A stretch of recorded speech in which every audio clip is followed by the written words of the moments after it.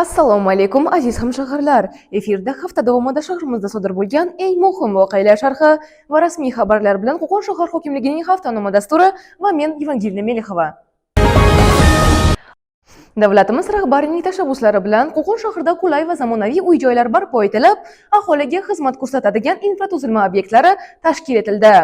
Qo'qon shahar hokimligi axborot xizmati rahbari Yangi O'zbekiston massivida yaratilgan sharoitlar, yangi xonadonlarning narx-navosi bilan tanishdi.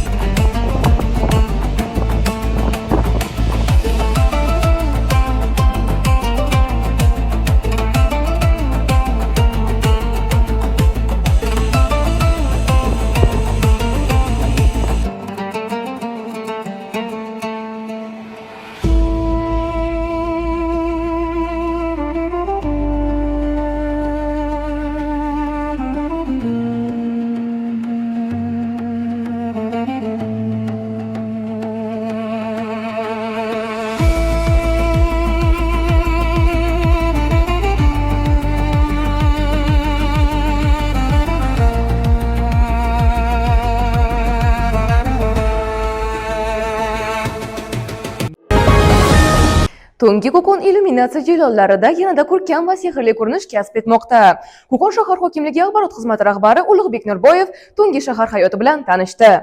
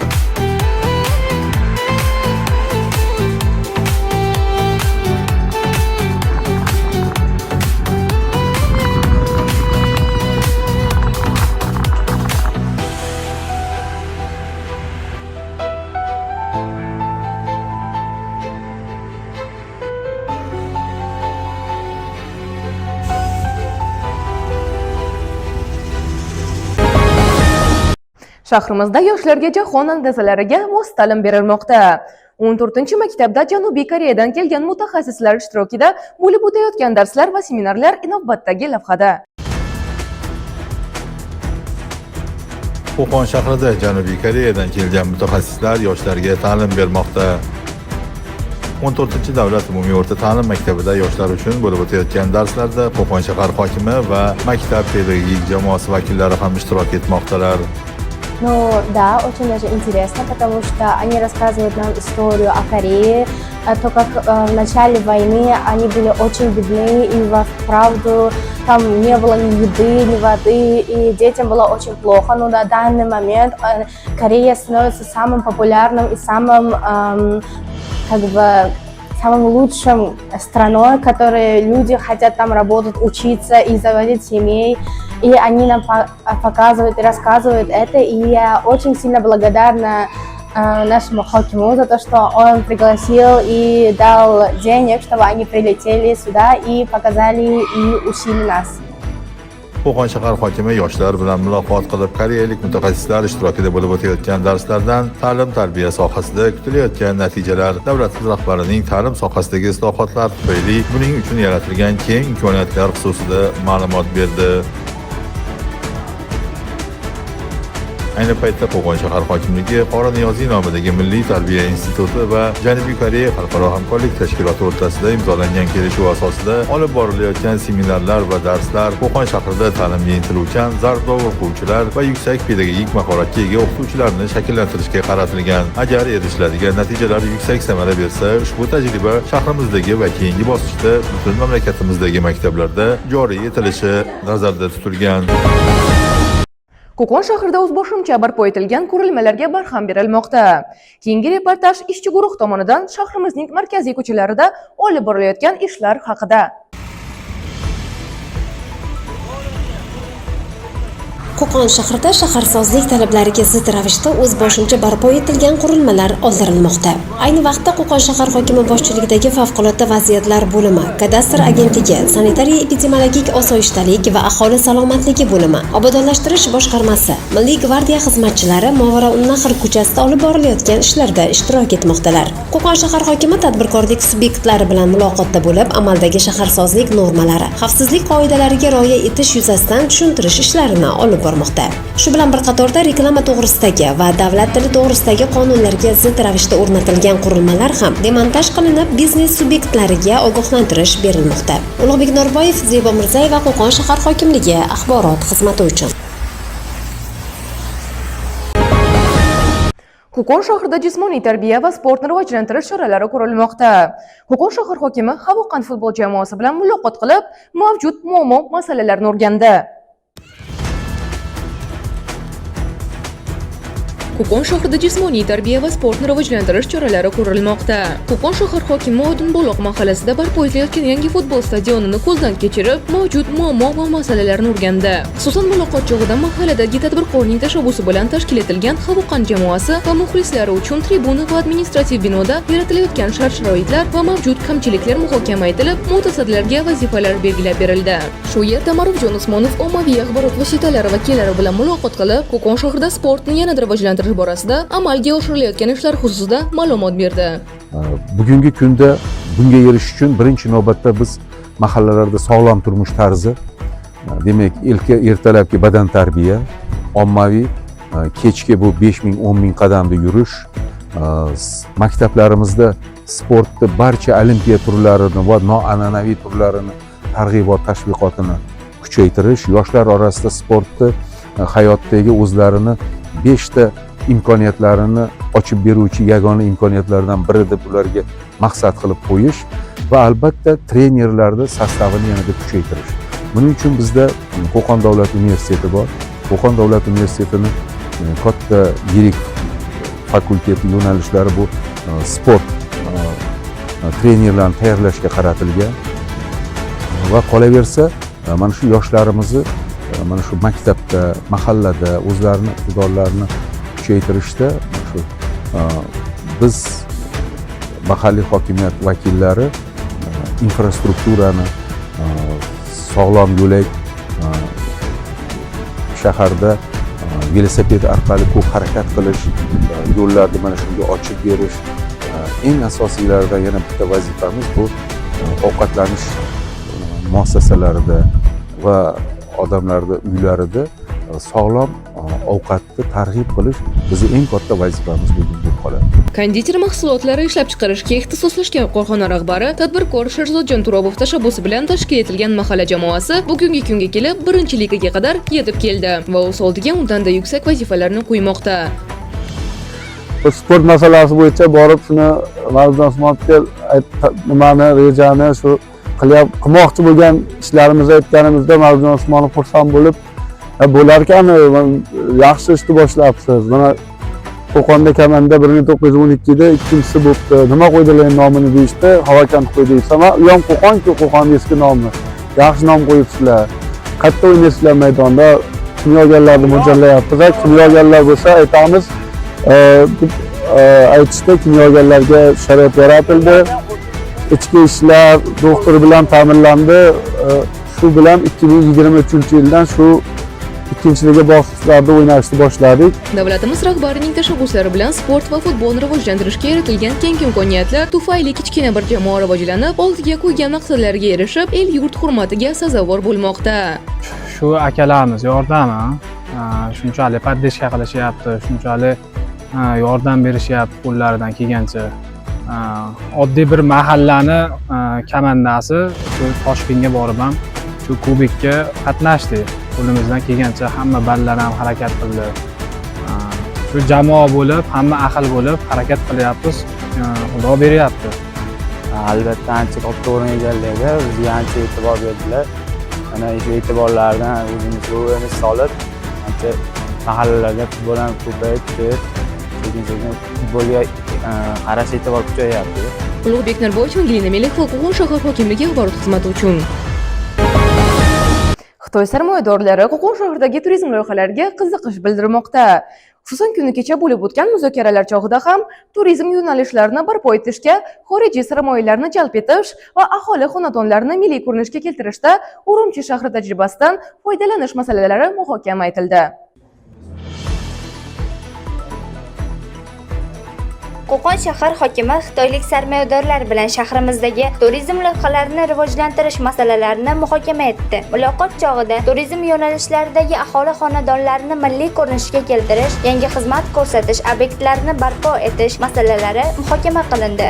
Erishilgan kelishuvlarga ko'ra xitoylik mutaxassislar tomonidan taqdim etilgan loyihalar va smeta hujjatlari ishchi guruh tomonidan o'rganiladi. Asosiy e'tibor san'at xarajatlar va ishlatiladigan qurilish materiallarining sifatiga qaratiladi. Loyihalarning badiiy nuqtai nazardan mukammalligi, estetik ko'rinishi ham inobatga olinadi. Tez orada muzokaralar yana davom ettiriladi.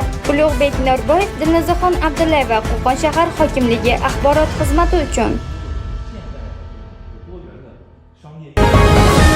Ma'lumki, davlatimiz rahbarining tashabbuslari bilan har payshanba yoshlar kuni deb e'lon qilingan.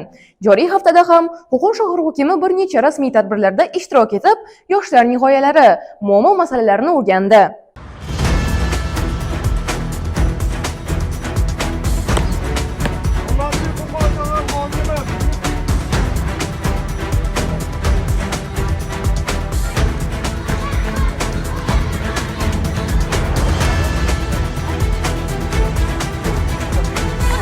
Menga ta'lim juda katta yutuqlar berdi. Hayotimda yaxshi bo'lishni, yaxshi o'qishni menga o'rgatdi. Men yutuqlar oldim. Bunda 4-da yaxshi o'qiganligim uchun Jajji Malika tanloviga qatnashdim.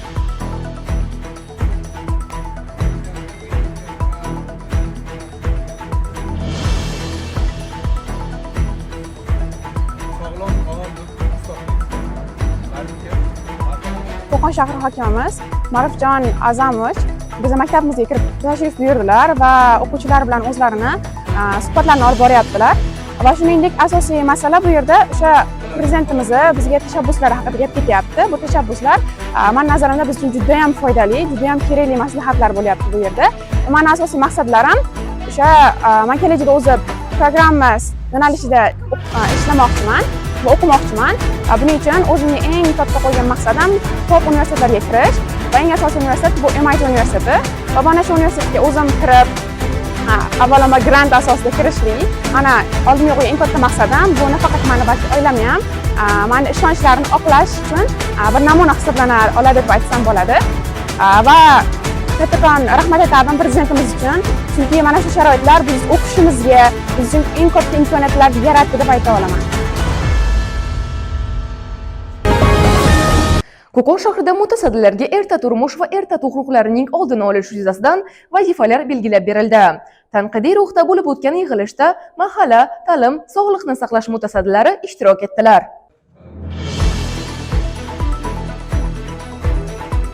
Qo'qon shahrida erta turmush va erta tug'ruqlarning oldini olish yuzasidan vazifalar belgilab berildi. Qo'qon shahar hokimi sog'liqni saqlash, mahalla va ta'lim tizimi mutasaddilari bilan muloqotda bo'lib, Qo'qon shahrida voyaga yetmagan shaxslar o'rtasida qayd etilgan tug'ruq va nikohlarni muhokama etdi. Tanqidiy ruhda bo'lib o'tgan muloqot chog'ida targ'ibot, tashviqot ishlarida sudkashlikka yo'l qo'ygan mutasaddilar faoliyatiga baho berilib, kelajakda bunday holatlarni oldini olish yuzasidan yo'riqnomalar va topshiriqlar berildi. Har bir hududda sog'liqni saqlash, ta'lim va mahalla mas'ullari yoshlar o'rtasida bunday holatlarni oldini olish uchun shaxsan mas'uldirlar, dedi shu jumladan Qo'qon shahar hokimi. Ulug'bek Norboyev, Zibo Mirzayeva Qo'qon shahar hokimligi axborot xizmati uchun. Qo'qon shahar hokimi Amir Temur ko'chasida renovatsiya dasturiga tushgan ko'p qavatli uylarda istiqomat qilayotgan fuqarolar bilan muloqot qilib, dastur mazmun mohiyati xususida ma'lumot berdi. Navbatdagi lavha ana shu haqda.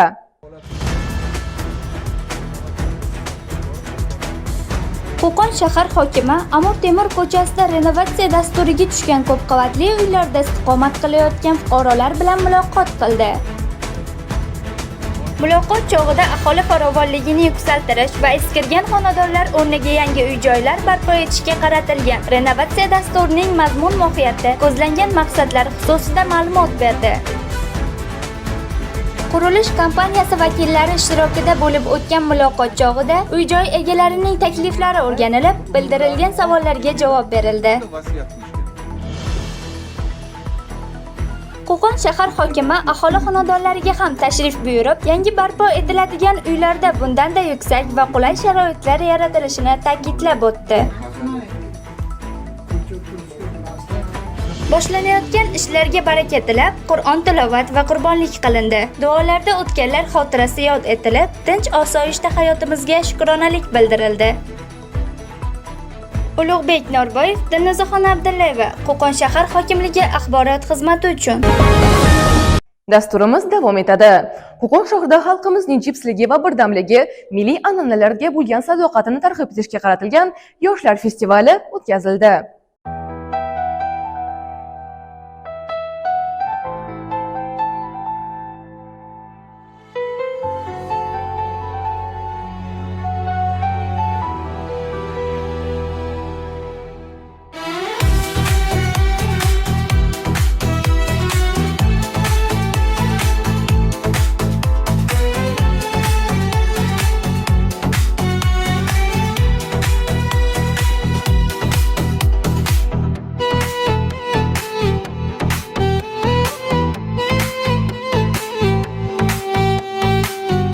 Avvalambor assalomu alaykum. Biz Qo'qon universitetida xalqaro viloyatlar festivalida Namangan viloyatini vakillari bo'lib ishtirok etmoqdamiz. Ushbu viloyatning qadrli an'analari, oziq-ovqatlari va butunlay Namangan atmosferasini ochib berishga harakat qilmoqdamiz. Ko'rgazmalarimiz Jizzaxda tushgan. Bizga mana taomlarimiz, somsalarimiz, mantilarimiz, sho'rlarimiz va tortlarimiz.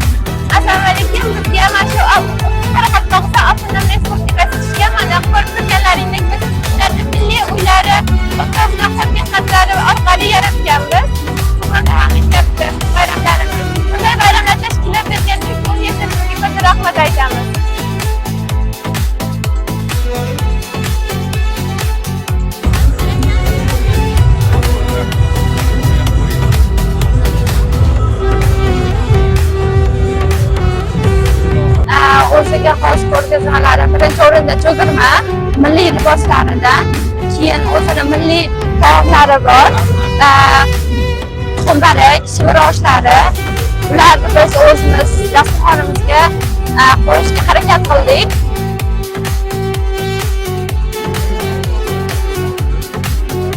the dances, the clothing, some of the music, the food, the palav cooking. So it has tradition and entertainment. Very good. Bu festivalni tashkil etishdan asosiy maqsad yoshlarda milliy g'urur tushunchasini hosil qilish, milliy qadriyatlarni yoshlar orasida targ'ib qilish va eng asosiysi hozir mana ko'rib turibmiz, yoshlarimiz 14 ta hududiy birliklarning o'ziga xos taomlari, o'ziga xos qadriyatlari, o'ziga xos an'analarini namoyish qilishyapti va bular orqali u yoshlarda bevosita milliylikni shakllanishi, milliy qadriyatlarni rivojlanishiga katta hissa qo'shadi va Qo'qon universiteti aynan shu tadbir yoshlarga juda ham katta imkoniyat, o'zlarini g'oyalari, o'zlarini qaysi ma'noda ishlanmalarini ko'rsatgani va birlashish uchun juda katta maydon vazifasini bajarib beryapti. Qo'qon shahrida Ko'ngil bozori xayriya yarmarkasi o'tkazildi. Yoshlarni mehr, muruvvat va saxovat kabi ezgu fazilatlar asosida tarbiyalashga qaratilgan tadbirda Qo'qon shahar hokimi ham o'z hissasini qo'shdi.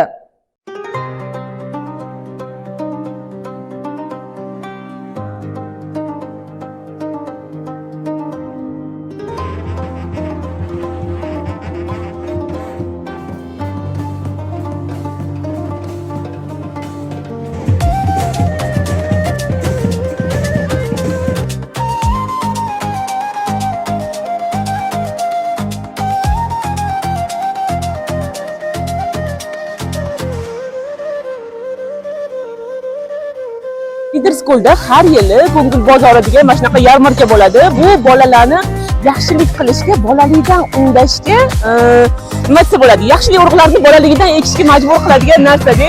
Chunki bugun tushgan hamma mablag'lar muhtoj oilalarga, kasal bolalarga yo'naltiriladi va bolalar o'zlari qo'llari bilan yasashgan, tayyorlashgan har xil qiziqarli narsalar, ota-onalar olishgan narsalar olib kelib sotishadi. Kelgan ota-onalar bo'lsa bolalardan shu narsalarni xarid qilishadi va tushgan hamma pulni yaxshilikka yo'naltiriladi. Bu narsa bolaga juda ham katta motivatsiya beradi. Ham kichkinaligidan pul topishni o'rganyapti, ham yaxshilik qilishni o'rganyapti. Zo'r-ku bu. Bunaqa narsa menimcha har bitta maktabda uyushtirilsa yaxshi bo'lardi. Meni o'g'lim ham shu yerda o'qiydi. Ana shu yerda yuribdi. 3-sinfda o'qiydi. Bugun u ham pechenyelar tayyorlab kelgan sotishga.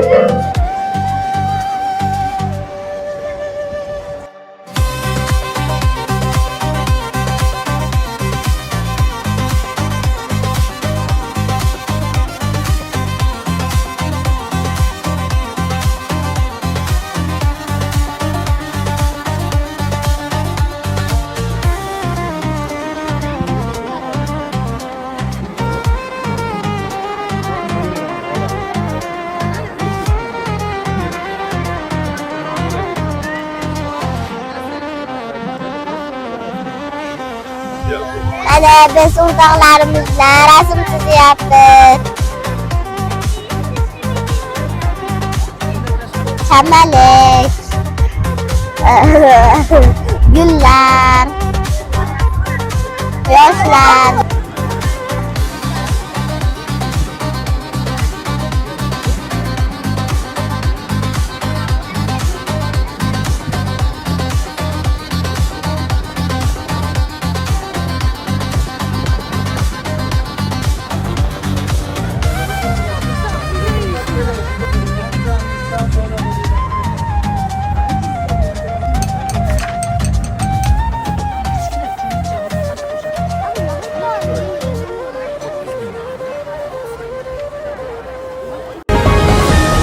Qo'qon shahridagi turizm marshrutlarini rivojlantirish uchun 2 milliard so'mdan ziyod mablag' ajratildi.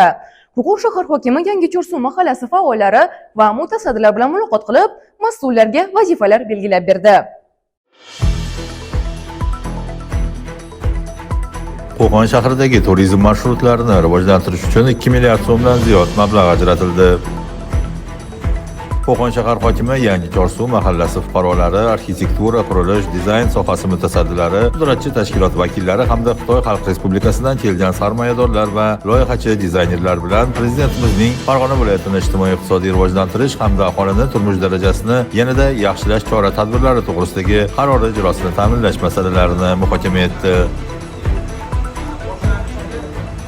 Muloqot chog'ida Yangi Chorsu mahallasidagi Tinchlik ko'chasini milliy ko'rinishga keltirish, aholiga turizmdan daromad topishi uchun shart-sharoitlar yaratish borasida amalga oshiriladigan ishlar, bunyodkorlik ishlarida ishlatiladigan qurilish materiallari yuzasidan ma'lumot berildi.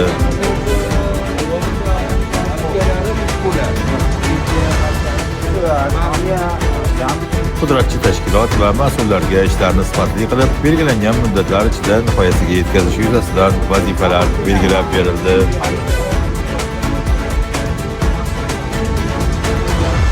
Tarzda bo'lish kerak. Andaza mana shu bo'lish kerak. Ko'chani belgilagan. Qo'qon shahar hokimi mutasaddilar ishtirokida Yangi Chorsu mahallasi Tinchlik ko'chasida istiqomat qilayotgan fuqarolar xonadoniga tashrif buyurib, amalga oshirilayotgan turizm loyihasidan ko'zlangan maqsadlar aholiga o'z xonadonidan daromad manbai sifatida foydalanish uchun yaratilgan keng imkoniyatlar xususida ma'lumot berib, fuqarolarni qiziqtirgan savollariga javob berdi. Navbatdagi lavhamiz shu haqda.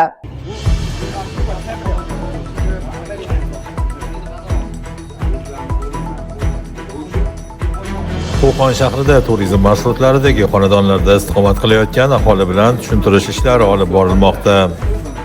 Qo'qon shahar hokimi mutasaddilar ishtirokida Yangi Chorsu mahallasi Tinchlik ko'chasida istiqomat qilayotgan fuqarolar xonadoniga tashrif buyurib, amalga oshirilayotgan turizm loyihasidan ko'zlangan maqsadlar aholiga o'z xonadonidan daromad manbai sifatida foydalanish uchun yaratilgan keng imkoniyatlar xususida ma'lumot berib, fuqarolarni qiziqtirgan savollariga javob berdi.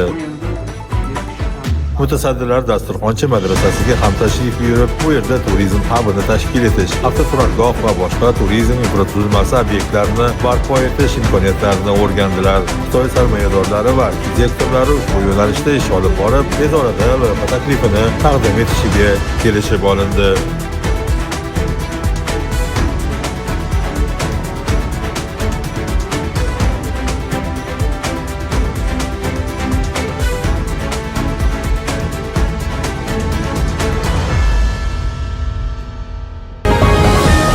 Bu sizlarga yetkazmoqchi bo'lgan barcha xabar va lavhalarimiz edi. Oldinda sizni ob-havo ma'lumoti kutmoqda. Ijtimoiy tarmoqlardagi sahifalarimizga obuna bo'lishni unutmang. Xayr, salomat bo'ling.